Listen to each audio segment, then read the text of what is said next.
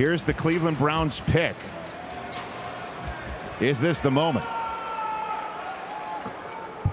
The Seattle Seahawks have traded the 144th pick to the Cleveland Browns.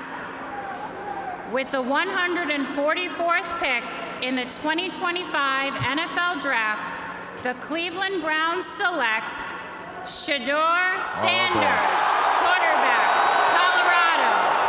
Listen to the reaction. The reaction in the draft hall says it all. The moment that and by we, I'm including every human on the screen, every single person who's been watching our draft coverage, and anyone else's, but we appreciate your viewing and viewership. Shedeur Sanders just went, but he went to the team that could have had him 6 times over, chose not to, including drafting another quarterback.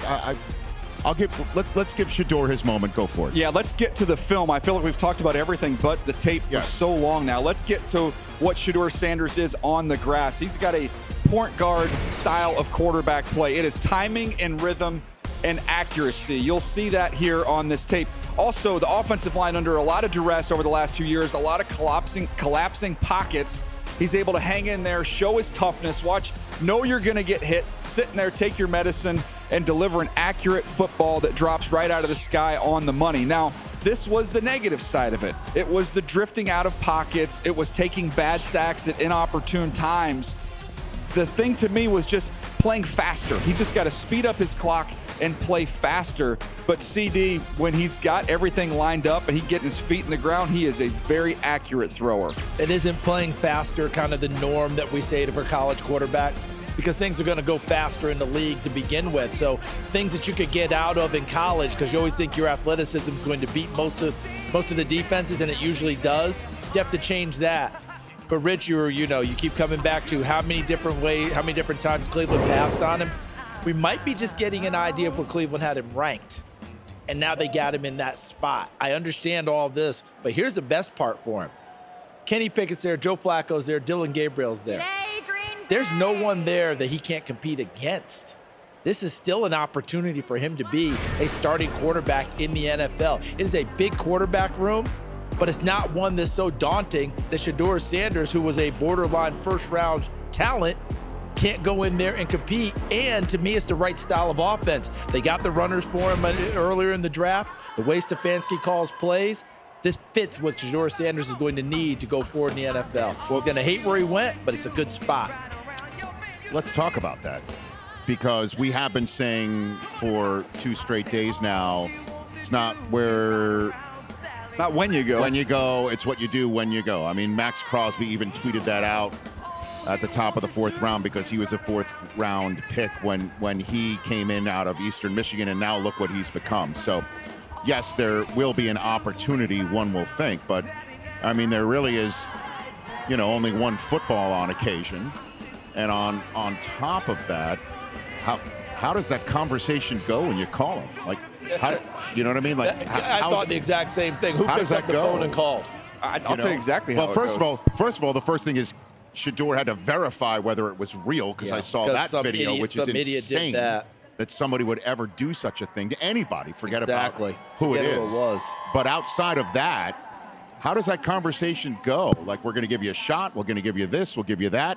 And now, however you want to say a message has been sent or received, or whether it deserved to be sent or needed to be received, however you want to put it, he is now in a position of joining a team that not only drafted a quarterback, but one ahead of him, and could have had Travis Hunter on top of it and turned that opportunity away to get a draft choice in next year's draft, presumably because there's a better quarterback draft class next year.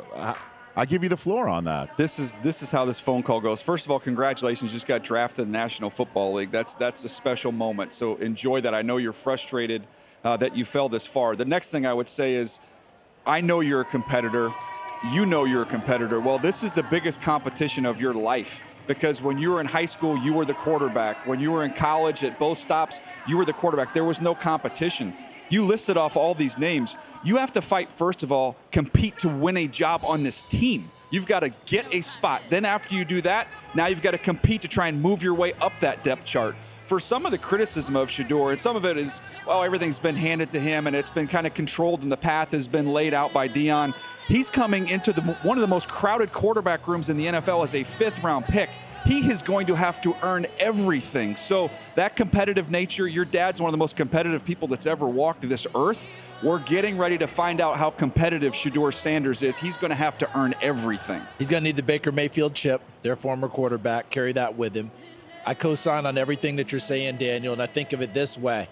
I bet it's happened to you. I bet it's happened to you. There have been times where you have not gotten what you thought you had earned the way it came down. You've gotten news about certain things that you thought, you've got to be kidding me. How come I'm getting this? How come I'm getting something else? I thought I deserved this over here.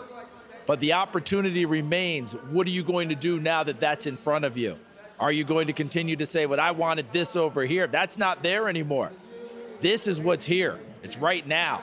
I've experienced it. I think a lot of people at home have experienced it. What's going to be the next step for you? You can be angry. You can be upset. I get it. The next step is go out and fight. And I'll guarantee you that's part of what they're talking about in the Sanders family right now. You get a chance to show the guy that picked ahead of you you're better than him. You get a chance to show a guy who's won a Super Bowl that you're better than he is. You get a chance to show that guy who's a first-round pick that you're better than he is. This is your opportunity. So Shedeur Sanders, I get it. The frustrations are. I've wanted to give you a hug for 2 days now. But now's the chance to get up and go. I've been there. It's not fun, but you got a choice to make. Battle or not. I think he's going to battle. Well, in case anybody's wondering how often we see a draft where one team takes 2 quarterbacks in the same draft, it happened last year. The Patriots chose Drake May 3rd overall, then later on chose the current backup quarterback in Dallas and Joe Milton. And part of the reason why New England drafted 4th overall this year is because Joe Milton won a game at the very end of the Buffalo season didn't even show up for. that turned out for being Gerard Mayo's last game as head coach. But neither here nor there. We're currently looking up. Pittsburgh did it in 2022 as well. Look, the biggest one is RG3 and Kirk Cousins. Well, but so I know it's I'll different. ask that question. But it's different, that but was it's there. Because I remember. We were there. And I remember, I looked right at you guys. I looked right at Mayock, who was sitting in your chair at the time, DJ, and I said, what is Washington doing right now? Because the only way that Cousins plays is if for RG3 it goes so terribly bad for RG3, and then eventually it did, and Cousins then became the guy, one of the most generationally enriched year-to-year players this league has ever seen. No doubt. And now one of the most highly paid backups in the league, where a lot of folks thought he could wind up in Cleveland if things didn't go right in this draft. Now, I mean, it's standing room only in that draft room, especially since we're assuming Watson needs one of those rascals to get around right now. And so bottom line is, what happens now? Like, how do you do all that? Denzel Ward just told him it's time to be legendary. Let's do it. Now that's the leadership that you need in your locker room. That's what I was talking about last night. Or it's like, well, it could be a circus. This, that, the other thing. You need leaders in your locker room to basically say, now it's time to be legendary. That's his word that he normally puts a hashtag in. Thank you. And don't think for a second Denzel Ward's not being intentional by using that word. Right. You've used it. Here's your opportunity. Let's go ahead and be legendary. Right, and that's a way of him saying, welcome to the team. But what you just said, that it's now time to compete for your spot and show that particular. The only thing he missed was the hashtag. Ian Rappaport wants to chime in. Ian? I wouldn't have missed the hashtag, by the way. Let me explain what is going on in the Cleveland Browns quarterback room. You have Deshaun Watson, retore his Achilles, not expected to play this year.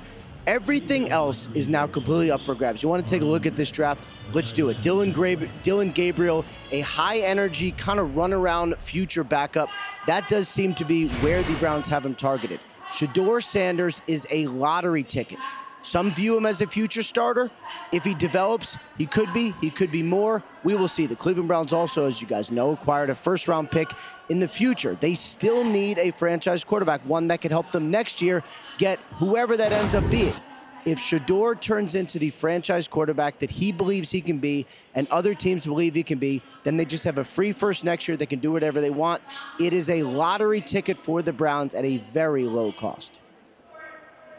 You guys want to chime in on that? Go ahead, report there? DJ. No, I'm sitting here thinking of. I think he's right. I keep coming back to that competition, and it's going to start with Dylan Gabriel, like right there. To me, if I'm Shedeur, I'm going to say, okay, I know one thing. We show up to minicamp. I'm going to learn this stuff as fast as I possibly can. Break it down cold. I think if you want a culture of competition, which every coach preaches, man, they drafted 2 big-time backs in this draft. Now they've got 2 quarterbacks. They're gonna try and get back to this play is the some fans who purest wants to form play. of sport is competition. And before you can play the other team, you got to compete with your own guys. Now, it's going to be healthy, and they're not going to be hating on each other and not fighting each other, but it's going to be a healthy competition, and that's going to be fun. Practice is a rookie minicamp, man. We've got a quarterback competition at a rookie minicamp. How great is that? I would run to Cleveland for the playbook and the opportunity right now. Because exactly what you're saying, Dylan Gabriel, that's who he is. That's what he's about. He's done it at 3 different places. UCF, Oklahoma, Oregon, and did it at really high level. Adapted, changed, learned teammates, learned schools, all these things. I would run there if I'm Shedeur Sanders. I'd have my dukes up and we're gonna fight. I've said this multiple times in different ways already today. We've all had these dings along the way, and there's been days when I've gone and been in the fetal position and turned down the shades, and I got to find a way to come back. Either you find a way back or it consumes you. And that's where he is right now. I think he's going to find his way back and go out there and fight. I don't doubt that at all. That's why I pounded the table for him in my article. But that's where the moment of truth is. But I'm a firm believer. What Ian said is right. It's a lottery ticket for Cleveland, but it's an opportunity because I think Cleveland wants to play the best guy. They've gone through more quarterbacks again in the last few years. They're ready to play, and getting the backs, what they're doing with the line, they're signaling Kevin Stefanski football is back in play. And to me, that's perfect for a Shedeur Sanders. And I firmly believe he's got a better chance to start than Dylan Gabriel. Dylan Gabriel, I think, is going to be seen as pure backup. We'll see how it works. I know Dylan Gabriel is not going to look at it that way. I know he's not going to look at it that way. I'm telling you, if I'm drafting, I'm thinking Shedeur Sanders might be my starter. I know what I'm getting with Dylan Gabriel. I hope I get more. It's going to be a very interesting fight on his hands. And then just lastly, how does a quarterback competition work with 4 guys? Like, and 2 rookies? He's going to have to, narrow it. I mean, we want to talk about the exact opposite of a rookie is somebody who won Comeback Player of the Year pushing 40. I don't know that you have all 4 there. Or closer to 40, I should say. Do you really think they're going to have all 4 there when we get to camp? Once we get to, let's see when we get to training camp. The other thing is, Joe Flacco, I can imagine if they, Joe, we're going to take some reps off you. I don't know that you're going to get a big argument there from Joe, as much football as he's played and at his age. He came off the couch and got Comeback Player of the Year. He's not worried about it. Moments ago, Shedeur Sanders, this is his reaction. Yep, it's time to take the plunge and get into the National Football League. His long week of waiting to hear his name is over. And hopefully that is some nice chillin' water. Shedeur Sanders is a Cleveland Brown with the 5th round pick and the 2nd quarterback taken by the team that just drafted him. Can't make it up.